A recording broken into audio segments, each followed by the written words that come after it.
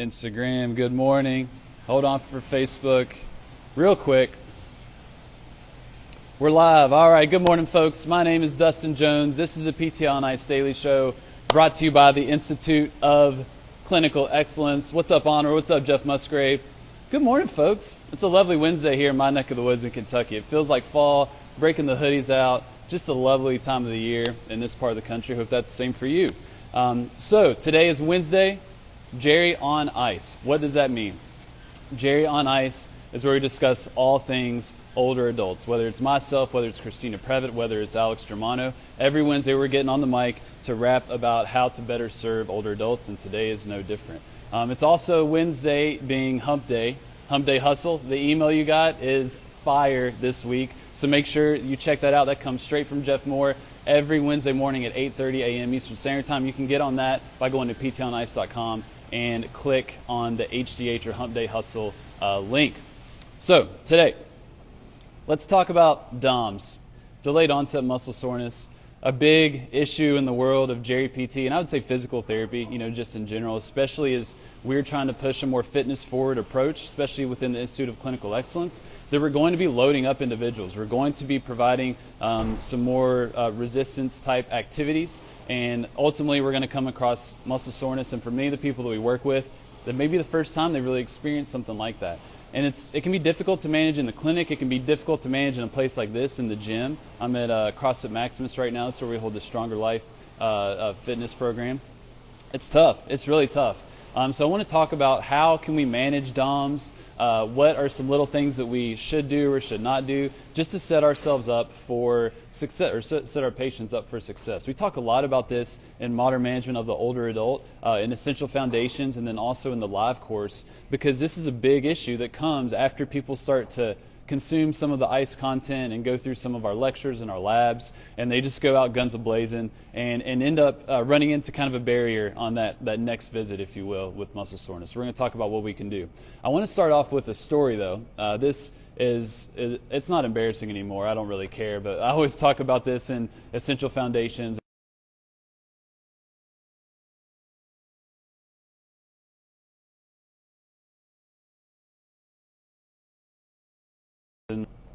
It was about a couple years out of PT school. I found myself doing a travel stint in a skilled nursing facility in Romney, West Virginia. So middle of nowhere, West Virginia. Romney is actually the birthplace of Mother's Day, if you're wondering. It's a lovely little town. But I was in, outpatient orthopedics, CSCS, ATC, athletic trainer, always wanted to work with athletes, and I found myself in a skilled nursing facility, which many of you all can imagine that it's kind of I wasn't in a great spot in terms of where I thought my career was going. But this was the first week, and I had this patient on my caseload, and the previous physical therapist was doing a lot of seated Therex, kind of the typical routine that we all are familiar with within the physical therapy setting.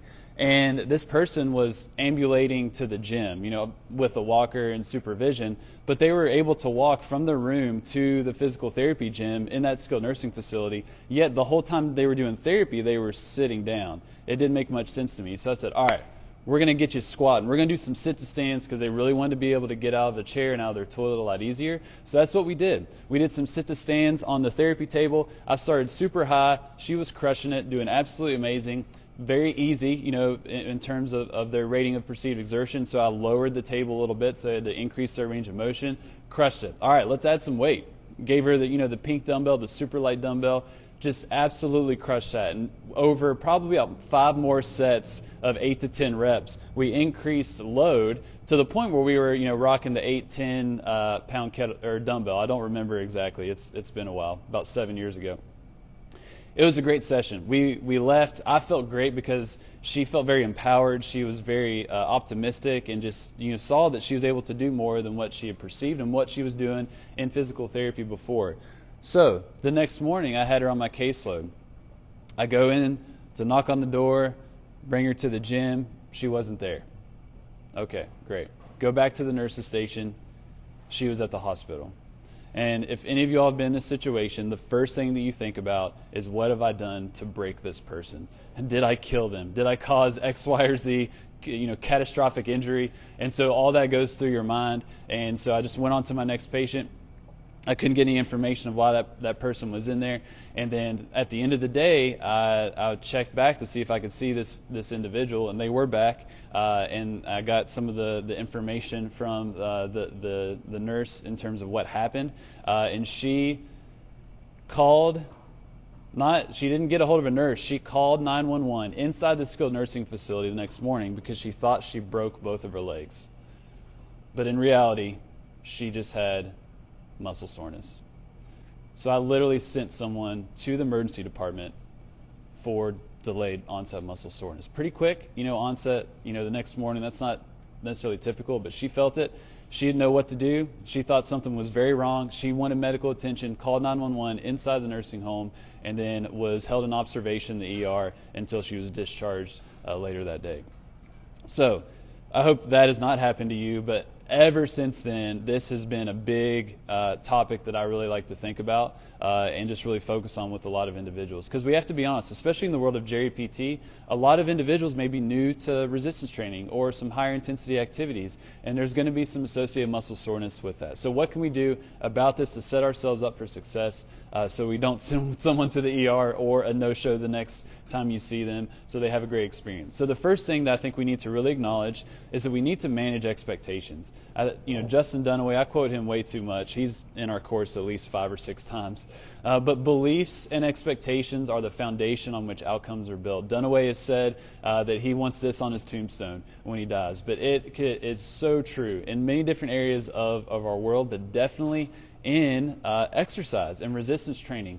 That if you are implementing properly dosed resistance training with an individual, and they have DOMS, but they think they broke both of their femurs, like the person that I worked with, we've got a problem. They may call the ER. We need to set them up for success. So we need to manage their expectations. So this is a conversation right from the get-go. After you may start some of these activities, here's what to expect. Yes, you're going to have maybe a little soreness. It may be tender to touch. It may hurt a little bit to move, but nothing's wrong.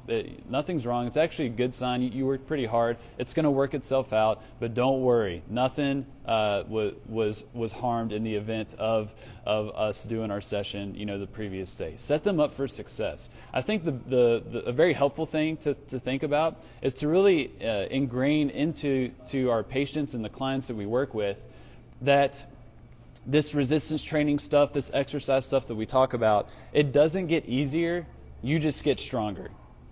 I'm going to repeat that. It doesn't get easier, ever. You just get stronger. We don't want the goal to be, oh, I never get sore. Oh, I never have, any soreness after I lift heavy. No, that's okay, and it's kind of to be expected. It never gets easier. You only get fitter. You only get stronger. You only get better. So to really set them up with those expectations, to not expect that every time that they pick up a kettlebell or a barbell or even work against gravity, that they are not supposed to have muscle soreness, you're going to set someone up for failure and underdosage probably for the rest of their life. So it doesn't get easier. You only get stronger. You only get fitter. Try and build that into them from day one. Manage expectations so we can set them up for success down the road. The second thing we really need to think about is this individual's current activity levels. So let's say you're working with a competitive masters athlete that trains regularly. We're obviously not going to be as concerned about DOMS with them as opposed to, let's say, a new eval that you have in the home health setting of an 88-year-old female that is not necessarily, formally exercised much in her life. That person, I'm going to really be more concerned in terms of, not concerned, but just cautious when ramping them up with resistance training as opposed to the competitive masters athlete. But we need to get a very clear glimpse of what their activity levels are like. Because we can ask, do you exercise? And someone may say no, they don't exercise, but they're super active in terms of walking longer distances, carrying lots of groceries for themselves or friends, going up and down the stairs, 30 times a day depending on their house. That even though someone say they may not exercise, they may have a solid baseline in terms of their physical capacity and their current activity level. So we want to dig into that and see where they're at right now, and that's going to help us in terms of how we gradually expose them to resistance training. And it can be very, very helpful. And so after that, we do want to have kind of that gradual exposure. I've talked about this, I think this was about 3 weeks ago, the concept of intentional underdosage. I think this applies to many individuals, especially in the physical therapy setting, especially in home health, skilled nursing facility, some of those more acute settings, that we may intentionally underdose individuals. So we're trying to convince them that this is going to be good for them. We're going to be able to help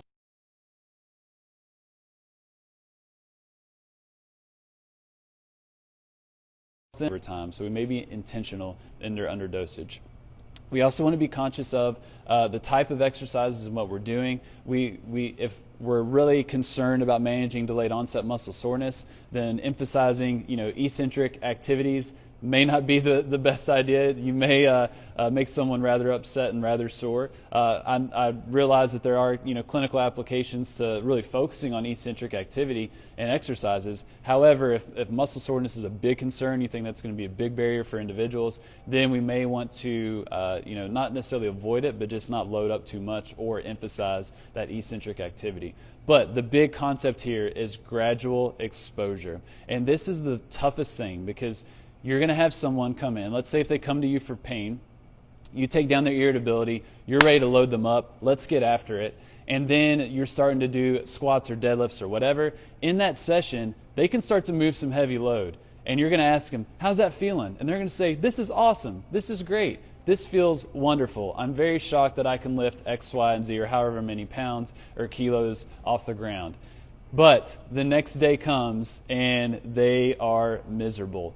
Do not, I repeat, do not base your dosage based on how they're feeling on day one, because everyone feels great on that day one. However, it's the subsequent day. So for many individuals on that day one, when we're really introducing it, I'm dialing it back. I know they could probably lift a whole lot more than what we may be doing, but for many of those individuals, they're going to get a nice case of DOMS. And for certain, or I'd say many individuals, especially in the world of JRPT, that's going to be a big barrier for them really buying into your course of care and building that therapeutic alliance.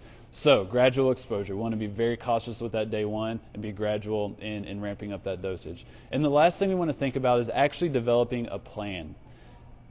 A plan. Talk people through. Give them a really solid plan of how they can manage this soreness that is likely to come. We talk a lot about we are the guides.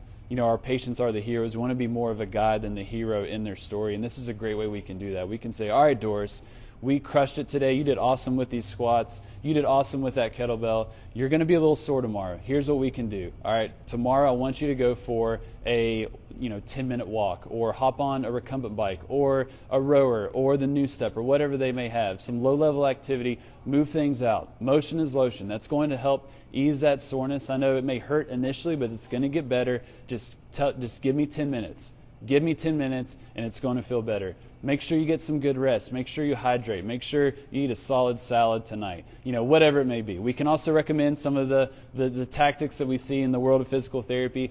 Heat, cold, the pneumatic compression devices, foam rolling, E-stim, all kinds of different things that if you dive into the literature, it's kind of hit or miss on what's the best thing to prevent and even manage delayed onset muscle soreness. But we have those tools available, and a lot of those things, or some of them, we can do at home, or show our patients or clients how to do them at home as well. But all that to say, give them a clear plan, build those expectations, gauge where they're at right now, gradual exposure to resistance exercise, but give them the plan of how to manage. People want that plan. They want to know when things are okay, but also they want to know when things are not okay. And you can clearly lay that out for them to let them know and let basically rest their anxiety when they have that experience of muscle soreness. So a plan is very helpful here. You can even put out a little template that you hand out with people after you start to load. That could be something you could do across your whole clinic. That could be very easy to do and will save you a lot of heartache and probably no-shows down the road. So I like your thoughts. How do you manage muscle soreness? How do you think about this clinically? What do you do, or what do you make sure you not do? Hit us up, whether it's a comment on the IGTV or in the Facebook video right here. We'd love to hear what your thoughts are, just to generate some good discussion so we can all walk away as better clinicians. I do want to mention modern management of the older adult. All right, so that is basically 3 courses, also certifications. So we have Essential Foundations, 8-week online, Advanced Concepts, 8-week online, and then the in-person course. We've got a solid fall coming up. Our live courses are starting to ramp up. We're going to be in Asheville, North Carolina, October, I believe, 3rd, that first weekend of October.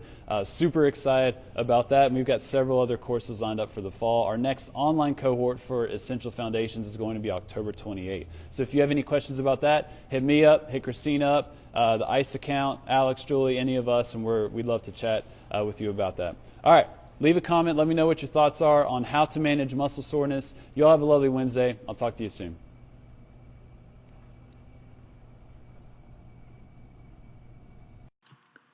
Hey, thanks for tuning in to the PT on Ice Daily Show. If you enjoyed this content, head on over to iTunes and leave us a review. And be sure to check us out on Facebook and Instagram at the Institute of Clinical Excellence.